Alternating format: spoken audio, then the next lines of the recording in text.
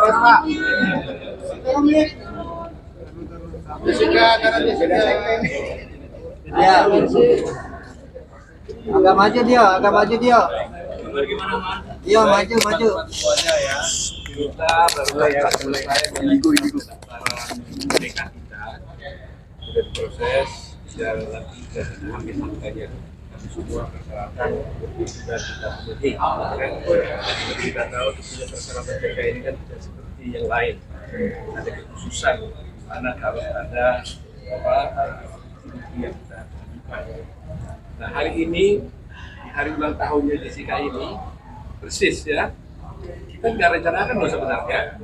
Sebenarnya kemarin ya, kemarin yang harus kita daftarkan, tapi karena suatu hal kita lakukan hari ini. Ternyata hari ini hari ulang tahun Jessica. Nah, peristiwa terjadi pada tahun 2016, 8 tahun yang lalu. Di pengadilan negeri. Jadi mungkin Jessica sangat tegang karena dia menggunakan jenis baju putih ya, putih. Jadi yang tadi kami di mobil ini lalu saya sedikit promo juga di pengadilan. Tapi saya bilang kan suasananya berbeda. Menunjukkan Anda dalam posisi tahan, hari ini dalam posisi bebas. Nah, seperti yang saya katakan tadi, kita memang mengalami ada satu pergumulan serius sebenarnya tentang rencana PKI. Kenapa? Karena faktanya kan Jessica kan sudah di luar, sudah tidak ditahan. Sehingga secara badan, secara jasmani dia sudah bebas. Tetapi rupanya Jessica tetap mengatakan bahwa selama masih ada kesempatan yang diberikan oleh undang-undang atau hukum kepada saya dan juga mereka, saya akan gunakan kesempatan itu. Nah hari ini kita gunakan kesempatan itu karena ingin dia membuktikan dia tidak merasa melakukan perbuatan, tapi faktanya kan kami sebagai lawyer tetap menghormati apapun keputusan hakim yang kami hormati, tetapi karena ada hak dan kepekaan hak ini kita gunakan. Mudah-mudahan Mahkamah Agung nanti akan memutuskan dari saya. Alasan PK kami ini ada beberapa. Pertama ada novum, kedua ada kekhilafan hakim, ya kekhilafan hakim di dalam menangani perkara. Tentu ada bertanya, apa novum yang kami gunakan? Novum yang kami gunakan itu adalah berupa satu buah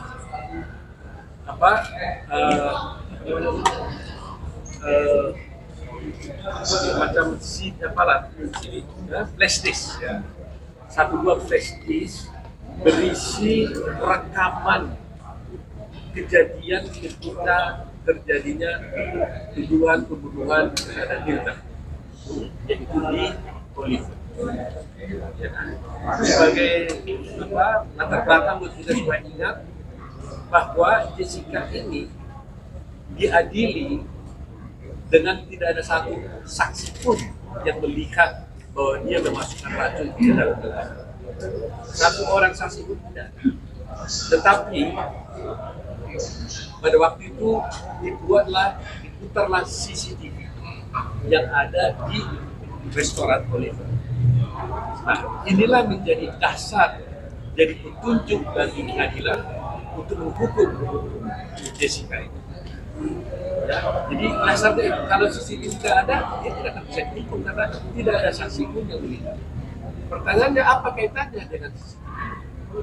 Sejak semula di persidangan hukum, kami sudah dengan tegas menolak CCTV ini diputar dengan alasan kami tidak melihat bukti bahwa dari mana sumber diambilnya CCTV.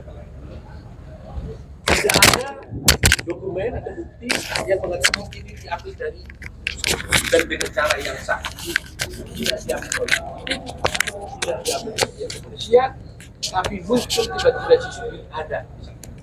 Bahkan dekodernya tempat CCTV adanya itu waktu kami juga diambil dalam video. Pada saat itu kami lihat ternyata pada satu peristiwa ada suatu tayangan CCTV itu ada dimiliki oleh seorang bernama Dermawan Salihin. Darul Samali ini adalah ayahnya Mirna. Dia waktu itu di TV One ketika wawancara dengan Kardi Elia, dia mengeluarkan CCTV ini. Dia mengatakan bahwa ini adalah CCTV yang ada di Oliver dan tidak pernah ditayangkan di persidangan. Dan ini disimpan sama dia. Artinya, berarti seluruh rangkaian CCTV itu sudah terpotong. Tidak utuh lagi pasalnya. Kalau ada umpamanya rekaman dari jam 6 sampai jam 6, ada yang hilang di dalam. Nah, salah satu di antaranya adalah yang diambil oleh bapaknya, yaitu Darmawan Salihin. Dan kami ini beruntung dan terima kasih kepada Iwan, Ardelia, kami diberikan bukti secara resmi, dan inilah yang kemudian kami analisa. Jadi pertama, tanpa melihat isinya pun sebenarnya kita sudah dapat simpulkan bahwa berarti rekaman CCTV yang diputar di pengadilan itu sudah tidak lengkap lagi. Kalau sudah ada yang terambil secara tidak sah, berarti potensi yang lain itu sudah ada bukti yang diambil. Jadi tidak lagi tersambung, ada yang terputus. Nah, atas dasar ini kami analisa lah sebuah fakta-fakta itu. Nah kemudian seperti kita katakan, novum itu kan suatu fakta yang sebenarnya sudah ada pada waktu itu, pada waktu sidang dulu, tetapi kami tidak tahu. Itu prinsip novum. Nah, tadi saya katakan tadi ada CCTV, rekaman CCTV yang diambil dari Oliver dan tidak pernah diputar di dalam persidangan, sehingga menjadikan semua perkara ini menjadi palsu. Nah, kedua, akhirnya kami menyelidiki lagi, kami menemukan dan menggunakan ahli. Terus terangnya kami menyebutkan ahli itu semacam itu. Kami selalu mengatakan ternyata CCTV yang diputar di persidangan ini, kami katakan ada dugaan rekayasa. Rizwan Syahribar tidak mau mengatakan dugaan, dia mengatakan itu rekayasa. Tapi karena dia ahli, kan dia harus. Kami masih tetap mengatakan ada dugaan rekayasa. Bagaimana dugaan rekayasa bisa terjadi? Adalah begini, bahwa ada dulu di sana itu ada dua ahli yang diajukan oleh pihak penyidik di pihak kejaksaan. Namanya satu Christopher, satu lagi Ehnud. Nah di sini ada saya supaya jangan salah. Jadi ada di CCTV. Jadi kita lihat ya, CCTV ini karena tidak ada saksi yang melihat, maka dia memutar CCTV. Khususnya fokusnya itu di meja 54 tempatnya Jessica minum dan duduk. Nah, adalah di sana itu namanya CCTV 7. Kan banyak sekali CCTV. Kita bicara dengan CCTV 7. Akibat Christopher mengatakan bahwa sebenarnya CCTV yang dia lihat itu adalah high definition. Maksudnya standarnya tinggi. Bahkan dia katakan itu 1920 kali 180 pixel. Itu yang dari Christopher. Tetapi apa yang terjadi di keterangannya Ebno, dan ini yang kita jadi diputar di diputar di persidangan itu sudah berubah, sudah menjadi standar definition. Artinya kualitasnya menurun. Yang tadinya 1920 tinggal separuh menjadi 960 kali 576 pixel. Apa yang terjadi dengan ini? Jadi bayangkan aja, kualitasnya sebenarnya high definition, tapi ditayangkan itu sudah berubah menjadi standar definition sehingga kabur. Disinilah mulai terjadi, karena kegaburan ini akhirnya kan hakim jadi nggak bisa melihat sebenarnya, dituntunlah.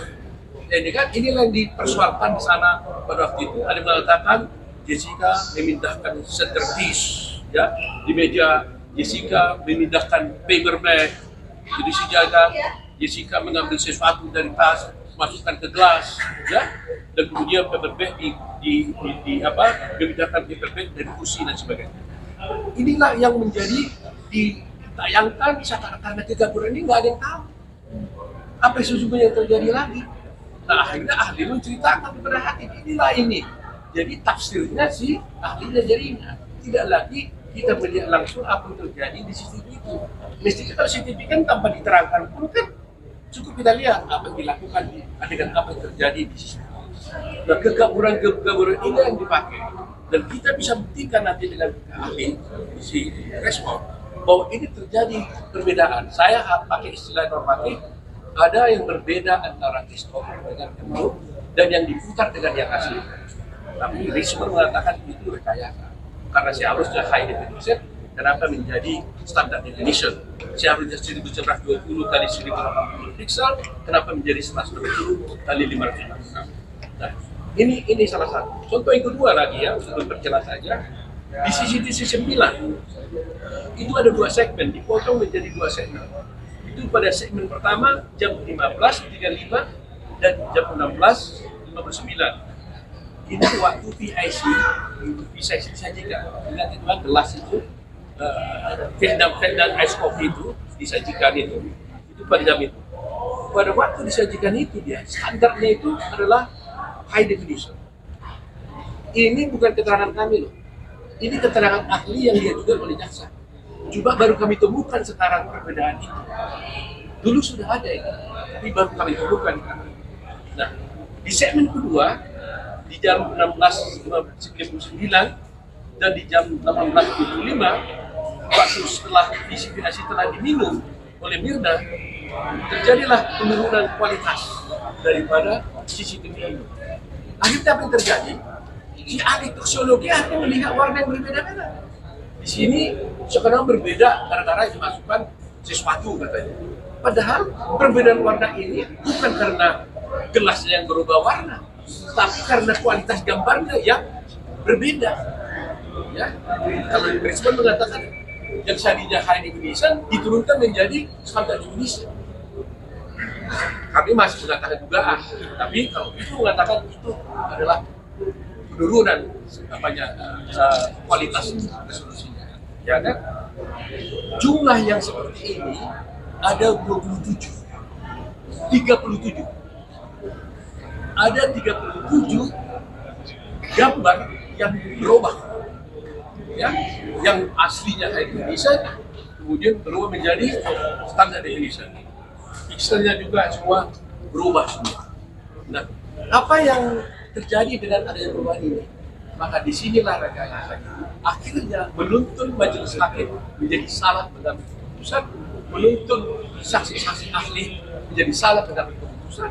Karena sebenarnya yang kami lihat di persidangan itu bukanlah yang rekaman yang sesungguhnya lagi, dan rekaman yang berubah, yang oleh versi Risman Syahrini mengatakan itu rekayasa. Saya kadang-kadang kami mengatakan itu juga rekayasa, tapi Risman mengatakan itu rekayasa. Dia berani mengatakan itu rekayasa karena faktanya memang tertulis di dalam berita acara. Angka-angka yang kami ajukan tadi itu angka-angka yang tertera di dalam berita acara. Jumlahnya lah. Jadi mungkin saya tidak perlu menjelaskan 37-nya, tapi bagi masyarakat kan sudah tahu bahwa dengan orang ini dihukum melakukan pembunuhan dengan menggunakan petunjuk, dan itu pertimbangan hakim menggunakan petunjuk di CCTV, ternyata CCTV-nya ini sudah hasil rekayasa. Kita tidak menggunakan rekayasa, tapi menurut Risman itu ada rekayasa. Makanya Risman Syahrini akan kita ajukan menjadi ahli dari persidangan untuk membuktikan benaran pendapat bahwa ini rekayasa. Ya. Jadi itulah novum yang paling utama. Termasuk juga yang ambil di Darmawan Salihin ini menjadi pertanyaan, kenapa ini bisa ada di tangan Darmawan Salihin? Tentu dia bertanya, kita minta tadi asal usulnya CCTV dari mana? Gak ada yang bisa menunjukkan saksi pun gak ada. Tapi pertanyaan kita, kenapa itu ada di tangan Darmawan Salihin? Padahal isi CCTV yang ada di Oliver. Kalau itu yang dipakai oleh penyidik, kenapa bisa di tangan Darmawan Salihin? Dan itu pengakuan dari Darmawan Salihin yang ada dalam rekaman pembicaraan wawancara antara Darmawan Salihin dengan Ardi Ilyas. Dan itu fakta yang dipersoalkan. Ya, memang selalu begitu kan. Tuhan memberikan jalan pada fisika. Kok tiba-tiba dia keluarkan? Kalaulah dulu itu dikeluarkannya, bahwa memang itu sudah terpotong-potong, pasti hakim dibebaskan di sini. Pasti. Kalau dia bilang, Pak, itu nggak asli lagi karena buktinya ada di tangan saya, itu nggak asli lagi dan tidak lagi kronologisnya sama. Jadi karena satu peristiwa terpotong-potong hasilnya hilang kan. Nah, Risman juga nanti akan menjelaskan bahwa ada satu jam tertentu ketika Siapa yang Agus Gunawan dan yang buat Rangga. Nah, di situ di dalam proses Rangga membuat kopi itu ada terhilang juga beberapa CCTV-nya. Jadi ada peristiwa-peristiwa sebenarnya ada, tapi oleh Rizky mengatakan ini hilang nih, gitu. Terhilang dia. Kenapa? Kalau itu muncul, mungkin kita tahu apa yang sesungguhnya terjadi. Apakah memang kopi itu waktu di baristernya sudah ada suatu racun? Apakah dia Agus Wiono? Tapi dengan hilangnya peristiwa ini menjadi cukup dugaan buat kita untuk membuktikan bahwa bukan Jessica yang melakukan. Jadi ini salah satu. Tapi peristiwa ini ada 37. Saya tidak mungkin menjelaskan di sini, tapi cukup bagi kita untuk meyakini bahwa CCTV itu adalah sudah ada, kami juga ada hasil rekayasa berdasarkan keterangan visual, dan mudah-mudahan ini kami bisa buktikan di dalam persidangan. Nah, kedua, di samping Novum tadi, kami juga melakukan alasan kekeliruan hakim. Begini ya, ini saya minta ini juga Pak Kam bisa menjelaskan informasi itu. Karena hanya dalam kasus Jessica inilah ada dituduh dia bersalah melakukan pembunuhan dengan racun tanpa korbannya tidak diotopsi. Semua pembunuhan di Republik ini pasti diotopsi. Kasus Sambo itu juga Brigadir J juga diotopsi. Kasus Vina yang 2016 pun itu juga dilakukan otopsi. Yang lain-lain juga dilakukan otopsi. Yang kemarin juga yang korban-korban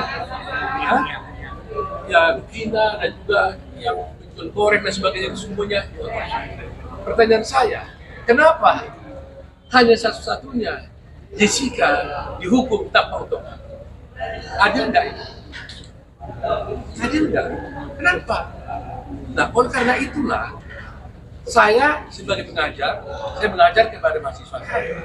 Setiap mahasiswa saya bertanya, apakah otopsi mutlak diperlukan terhadap kebuktian seseorang mayat seseorang yang mati di luar sakit, tapi mati tiba-tiba apalagi dengan racun, apakah diperlu otopsi? Saya sudah berkata mutlak otopsi. Dan tanpa otopsi tidak ada case, no case without otopsi. Karena otopsi ini dipakai untuk alat pembuktian di pengadilan, ya kan?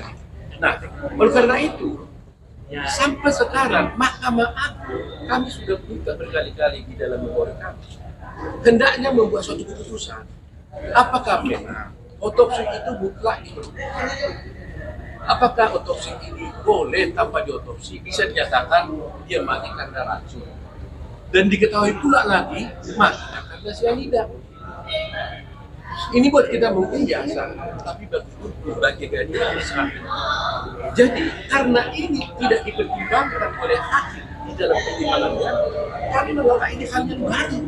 Kami menuntut untuk mintalah appeal lah ya kepada Mahkamah Agung, buatlah putusan. Kalau hakim Mahkamah mengatakan nggak apa-apa tanpa otopsi bisa dinyatakan dia mati karena racun, itulah putusan. Ya, walaupun kalau memang harus dengan otopsi, bebaskan aja sih. Karena dia tidak pernah korbannya tidak pernah. Bayangkan orang mati tiba-tiba di sana. Pantas hakim mengatakan dia itu mati karena racun, dan dia tahu pula itu adalah racunnya cyanida tanpa diotopsi. Bagaimana ini bisa? Nah, ini salah satu yang kami perjuangkan. Kedua, juga kami punya dan kemudian kami ini itu jumlah kopi sisanya kopi yang ada di cek 15 provinsi itu sejujurnya itu tidak cocok lagi dengan asli. Kami ada hitungan-hitungannya dan kami sudah membeli kelas yang sama dengan itu, dan kami akan bisa buktikan nanti bahwa itu adalah melebihi. Jadi kalau dicek kembali sisa itu tidak mungkin seperti itu, ya, dan itu tidak menjadi alasan kita.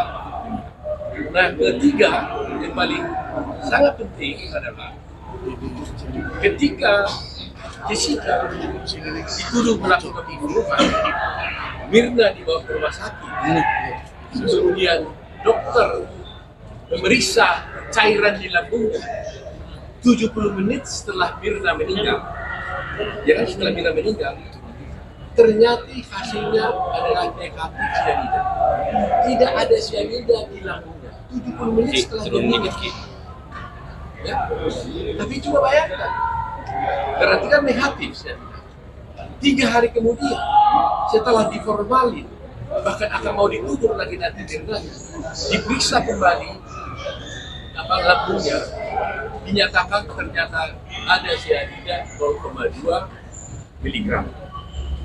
Pertanyaannya, mungkinkah dari tiada menjadi ada?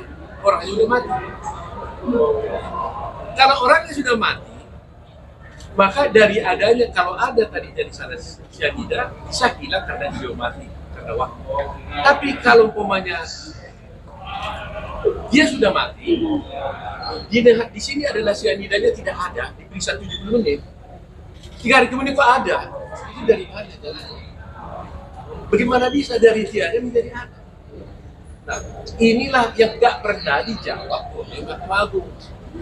Jadi kami meminta berbagai, tolong jelaskan apa pendapat Mahkamah Agung tentang ini. Apakah Mahkamah Agung percaya bahwa orang sudah mati bisa bertambah cairan yang tubuhnya dari luar, atau dari mana? Bisa dijelaskan. Karena di dalamnya waktu 70 menit tidak ada cyanida itu. Tiba-tiba 3 hari kemudian jadi ada. Dari mana? Itulah yang perlu kami jelaskan. Jadi masih banyak ya yang dulunya sudah ada, tapi kami tidak mengajukan ini karena tidak dipertimbangkan. Dari kalimat kuncinya adalah semua ahli yang kami ajukan dalam persidangan dulu, baik yang dari Melbourne, baik dari Sydney, baik dari Indonesia, baik dari Melbourne ya, si Tepekong ya, itu satu pun tidak pernah dipertimbangkan. Tidak pernah dipertimbangkan. Seharusnya putusan yang benar haruslah memberikan pertimbangan yang cukup. Kalau dipertimbangkan, dia tolak kesaksian itu hanya Mahkamah Agung. Saya tidak setuju dengan ini, tapi ini tidak pernah dipertimbangkan. Yang dipertimbangkan hanyalah dakwaan dan kesaksian. Nah, ini adalah suatu kesalahan. Kalau begitu, apa gunanya kami ajukan?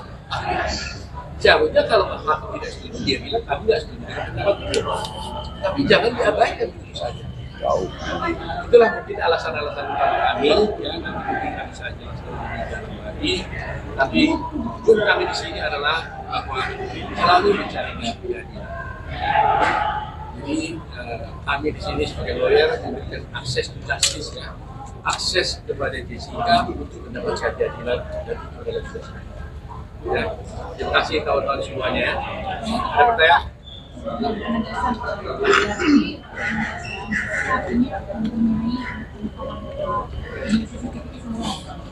Ini